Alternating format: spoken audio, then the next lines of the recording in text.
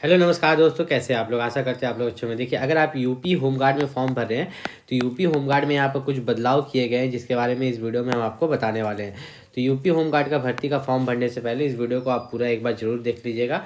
यहाँ पर हम बात करेंगे आरक्षण के बारे में, जिसको आप रिजर्वेशन भी बोलते हैं। मतलब अगर आप रिजर्व कैटेगरी से आते हैं तभी ये वीडियो आपका काम का है। मतलब कि अगर आप ओबीसी, एससी, एसटी या ईडब्ल्यूएस इन कैटेगरी से अगर आप आते हो तो आप यहाँ पर इस वीडियो को पूरा देखना। देखो, बदलाव क्या किया गया है। फॉर्म तो आपका ऑनलाइन फिलअप होगा, ठीक है। तो जो फॉर्म आपका ऑनलाइन फिलअप होगा उसमें आप एक चीज़ देखिएगा कि आप यहाँ पर देखिएगा अनुसूचित जाति, ठीक है, और अनुसूचित जनजाति। मतलब आपका जो SC ST है, ठीक है, SC ST है। उसके बाद आपका अन्य पिछड़ा वर्ग जो OBC है। तो इन सभी के लिए यहाँ पर जो है इन्होंने बताया है कि आपके लिए कुछ जो है प्रमाण पत्र लगेंगे। उसके प्रारूप बताए गए हैं, प्रमाण पत्र के प्रारूप। और साथ ही साथ बताया गया है कि आपका जो कौन सा प्रारूप किस में लगेगा। प्रारूप का मतलब इंग्लिश में अगर आप जानना चाहते हैं तो मैं यहाँ पर लिख देता हूँ। उसका मतलब होता है आपका एनेक्सर, ठीक है, ANNEXUR, एनेक्सर।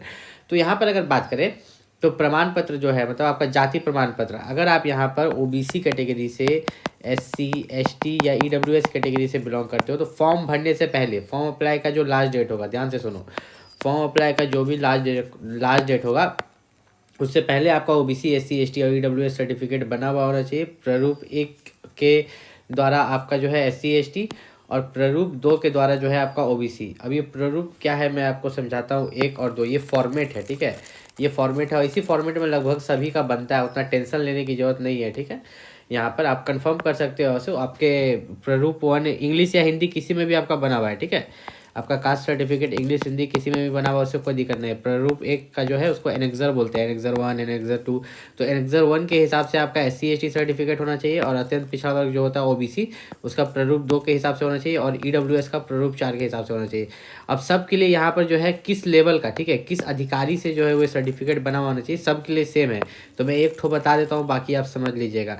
यहाँ पर दिया है जिला अधिकारी, ठीक है, अतिरिक्त जिला अधिकारी, ठीक है, या सिटी मजिस्ट्रेट या उप जिला मजिस्ट्रेट या तहसीलदार, इनमें से अगर किसी से भी बना है आपका जाति प्रमाण पत्र, ठीक है, अगर आप OBC SC ST हो, कोई भी हो, अगर इनमें से किसी के द्वारा बनाया गया है आपका जाति प्रमाण पत्र तो वो वैलिड है।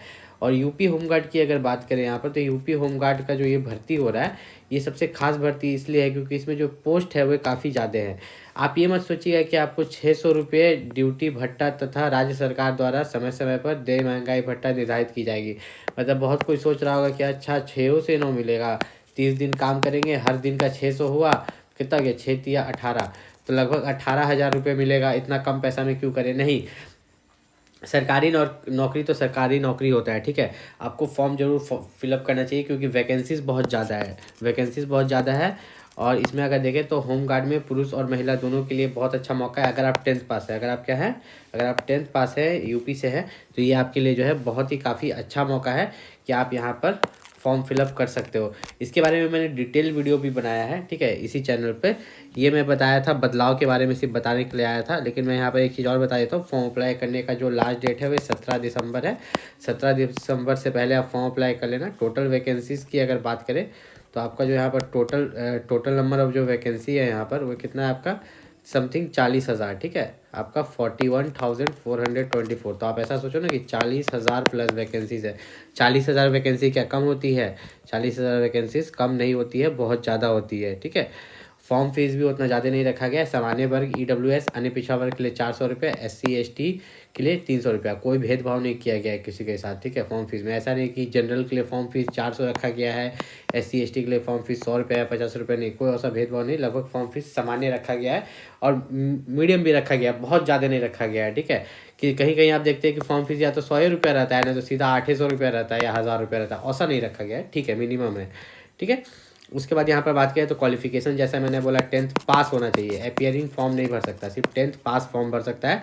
इस चीज़ का खास ख्याल रखिएगा। अगर आपके पास NCC सर्टिफिकेट है तो उसका बेनिफिट मिलेगा। स्काउट एंड गाइड का अगर आपके पास सर्टिफिकेट है तो उसका भी आपको बेनिफिट यहाँ पर दिया जाएगा। लेकिन सबसे मेन तो आपका एग्जाम होगा। क्या होगा? एग्जाम, जिसमें सामान्य ज्ञान पूछा जाएगा, 100 क्वेश्चन, 100 मार्क्स, 2 घंटे का समय दिया जाएगा, ठीक है। तो सामान्य ज्ञान के लिए जो बेस्ट बुक है यूपी होमगार्ड के लिए, उसका बुक मैं इस वीडियो के डिस्क्रिप्शन लिंक में डाल दूंगा, वहाँ से जाके आप परचेस कर सकते हो। कोई भी दिक्कत हो नीचे कमेंट करके पूछ सकते हो।